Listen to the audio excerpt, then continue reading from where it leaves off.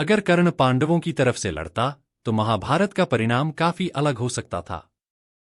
कौरवों की सेना में कर्ण के बिना भीष्म, द्रोणाचार्य जैसे योद्धा थे, लेकिन कर्ण की ताकत से पांडवों को जीतना मुश्किल हो सकता था और युद्ध का परिणाम अनिश्चित हो सकता था। यहां कुछ संभावित परिणाम दिए गए हैं।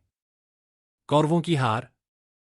कर्ण की ताकत पांडवों को नुकसान पहुंचा सकती थी, लेकिन पांडवों के पास भीष्म, द्रोणाचार्य जैसे योद्धा थे और श्री कृष्ण की रणनीति भी पांडवों के लिए महत्वपूर्ण थी। युद्ध का लंबा खींचना। कर्ण के पांडवों की ओर से लड़ने से युद्ध और भी लंबा और भयानक हो सकता था। पांडवों की जीत। कर्ण की अनुपस्थिति में पांडवों की जीत की संभावना बढ़ सकती थी, क्योंकि कौरवों की सेना में कर्ण की कमी एक महत्वपूर्ण नुकसान था। महाभारत का इतिहास।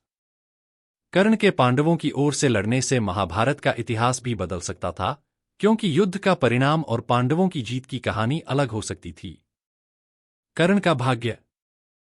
कर्ण का भाग्य भी बदल सकता था, क्योंकि वह कौरवों की ओर से नहीं, बल्कि पांडवों की ओर से लड़ता तो उसका जीवन और मृत्यु भी अलग हो सकती थी। युयुत्सु। युयुत्सु, दुर्योधन का भाई, पांडवों की तरफ से लड़ा था और वह युद्ध में जीवित बचे 11 योद्धाओं में से एक था।